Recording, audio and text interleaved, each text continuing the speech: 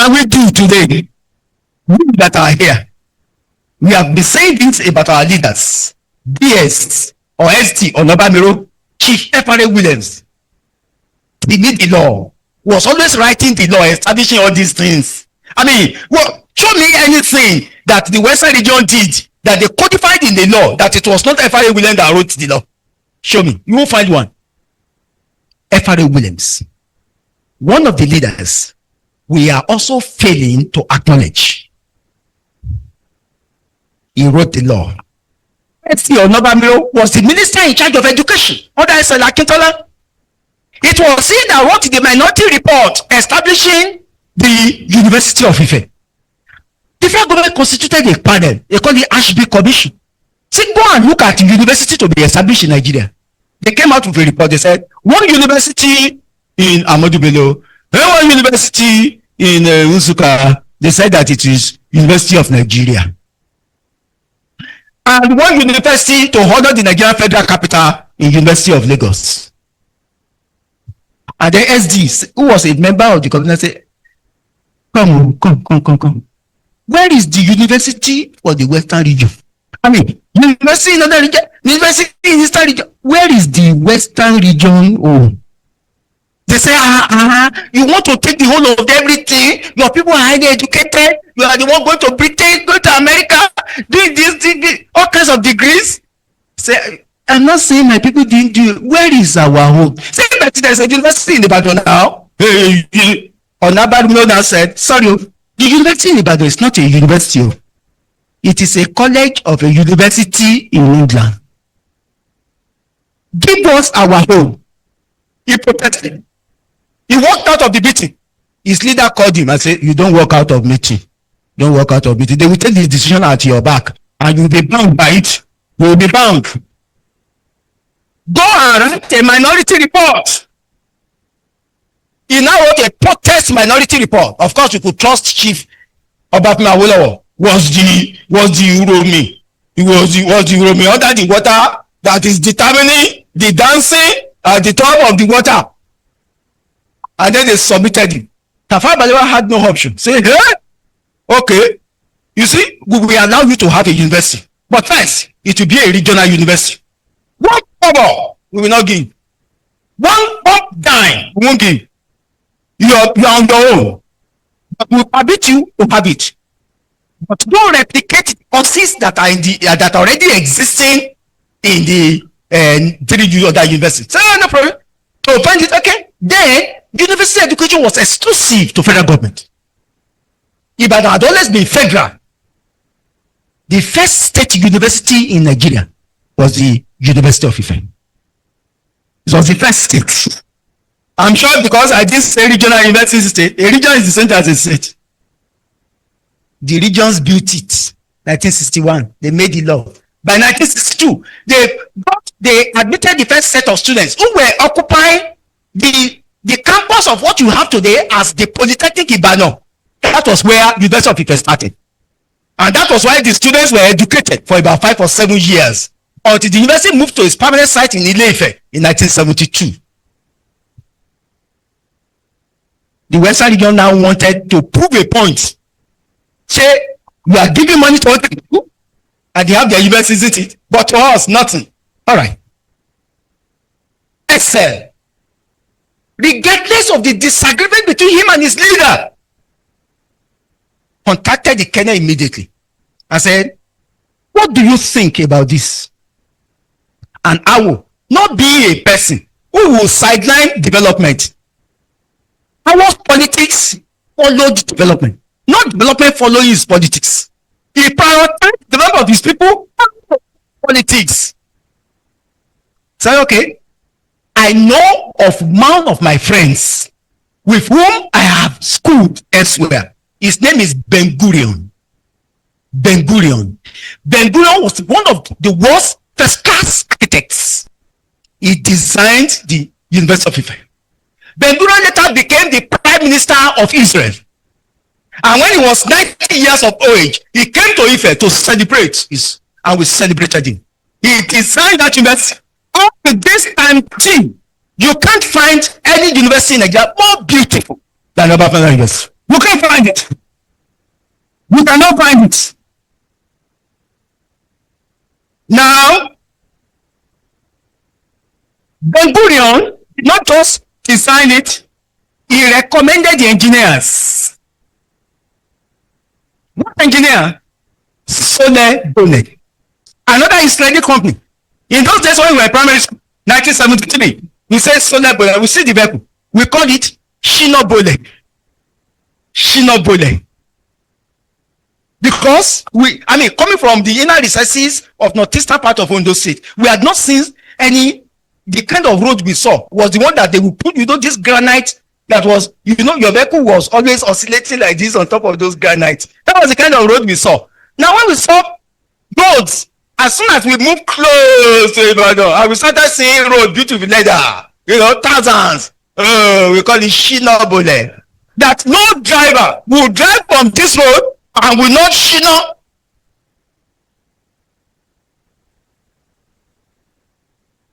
Ben Gurion, Sole Bole, built 80% of our Babylon University. Today, do you know what they did? After building the Trinity buildings, the Faculty of Arts, we call it Humanities, building number 1, number 2, number 3, they gave a guarantee that nothing will happen to the pillars and the beams, the columns and the beams in 25 generations. A generation is 25 years, times 10, that's 250 years. That if anything happens, the company will reimburse the Western region. We are just about 60, something years here.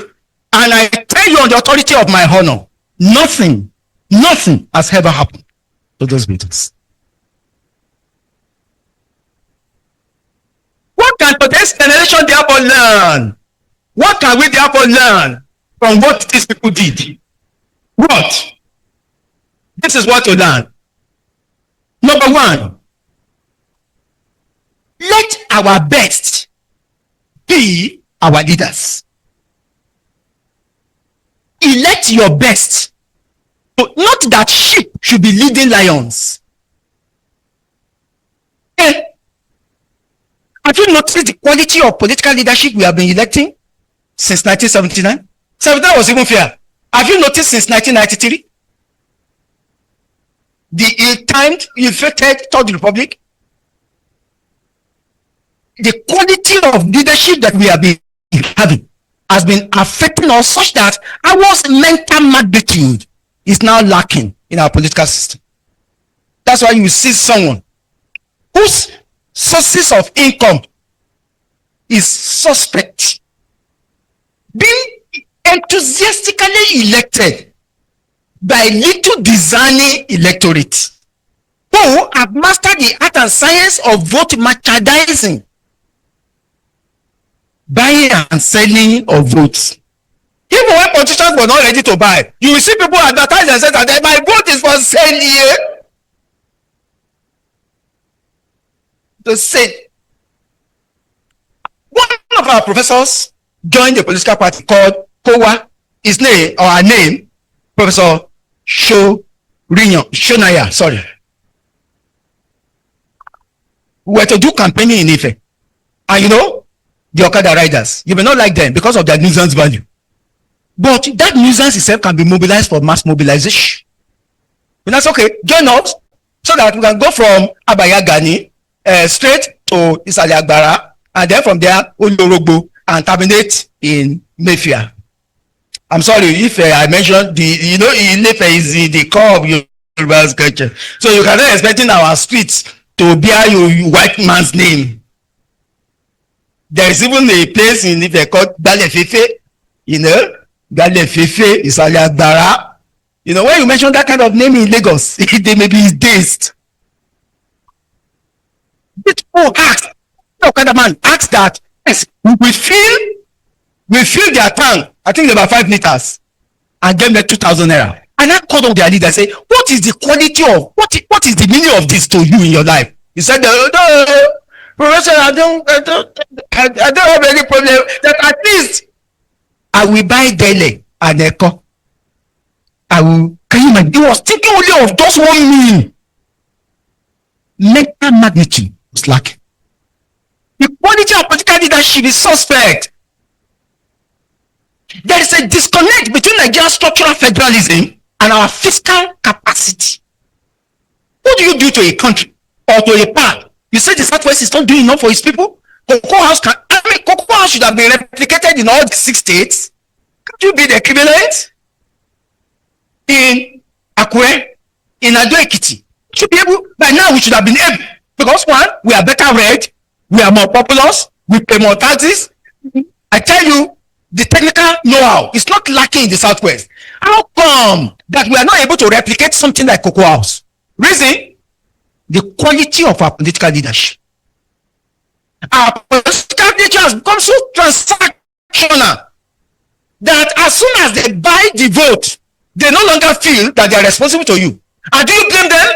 Somebody put on the ground 40 billion to win an election. How dare you ask him to that he's recouping his fund? Why will he not recoup? If you put 40 billion on the ground and you didn't do politics, I tell you not less than 2,000 people will work in your factory. 2,000. You take you out of poverty. And someone goes to spend that on election, which there's a high probability that they will lose. But God saved him. He now wins. The first thing to recoup is the money he spent on you now. The money is there on you now. So, we need to do something about that. 4 or 3, absence of Metamarket. 5, long years of military rule has militarized our thinking. Do you know all this development enterprise we had? The people who cut it off, they discontinued it from continuing the military. This same essay that we are celebrating here, together, it was gunned down, was shouted.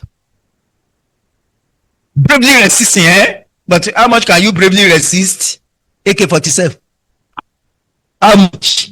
With Saddam Hussein, with all his weapons of mass destruction, the mother of all battles. Because he ran into a spider's hole now. AK-47 has to respect for any kind of degree you are putting your.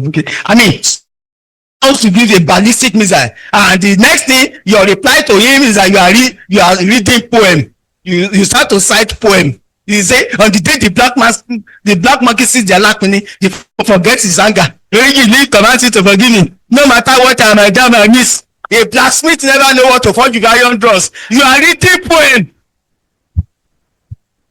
Yeah? If somebody calls a ballistic missile, is it poem that is the reply? They killed him. Therefore, this is my recommendation. Since the Western region achieved this feat, working by the instrumentality of his one, a group of thinkers, 2, a party to gather money and spend judiciously, and 3, a strong political base to guarantee continuity and stability. I say it here that it is possible to use the instrumentality of the development agenda in Western Nigeria to start and to create that. And to make it very good, the federal government of Nigeria has now signed into law the Southwest Development Commission. They can partner as the think tank while the development agenda becomes the template by which every state in the Southwest shall measure the degree of their development. So don't we set the templates and say, one, if a governor comes into office, can we please see your budget? Let's see your budget. No governor has any right to do a budget. Just don't have a right to do more than 2 budgets. You come into power, you do a budget for that year. And then the next budget, I recommend that should be multi-year budgeting. Farida and so many other people have recommended this 3 years. And say in the next 3 years, because budgets are strategic plans to do those things that ought to be done in a more perspective of long plan. So what do? Write no more than 2 budgets. 2. Let us have the KPI, Key Performance Index, which shall be drawn by development agenda in Western Nigeria. And 3, the Southwest Development Commission be the source of income federally, yes, but also contributed by the regions or by the states to develop their area. Projects, I think we can is doable in the Southwest. We don't need to replicate it. Number one, let me do something about Ashigiri Dam. If our Kenji Dam will not work, can't the Southwest Dam work? Generate electricity in Ashigiri. It's just at the boundary between Oyo and Osun, and then supply electricity around. Two, can't we do something about a rail line passing through Ado Ekiti, through Shaki, Iseyin, and then terminating in Ajowa Akoko? Is it not doable? Or even as far as Obajana? And three, because we must just do something about the quality of the welfare of our people, let us de-emphasize the idea of indigeneity when it comes to employment. An Osun citizen should be able to get employment as a chief judge of Ondo State. Lagos is already doing it. All manners of people are principals, except Ikorodu area that they protested. If you are not in Lagos, you can't do principal in Ikorodu. But go check out, Lagos is benefiting from the economics of scale of getting the best hands from all over Nigeria to work its seats. How many people have been governor of Lagos who were originally Lagosians? Now you tell me, starting from Brigadier General Mobilage Johnson was an Egba man. How about that? So the truth of the matter is that if you do these three things, one, do something about power. Two, do something about railway. The way to move your people in a mass way, such that the economics of scale around the 6 states shall be distributed. And then three, de-emphasize indigeneity. Rather, emphasize citizenship. If you were born in a state, you should be able to claim the citizenship after about 7 years. Nothing should stop you, especially if you are married, if your spouse is from that state. If we do that, because it makes us look local, provincial, for somebody to say because he is from Oyo, he can't work in Ede or Abere in Osun as a director. That's Bukum. That's provincial. Bush people talk like that. They were the same before. They were in the same states. How about that? Or someone from Ekiti and he cannot work in Akure. What's the meaning of that? We need to create the bond of friendship, solidarity, and sagacity amongst our people.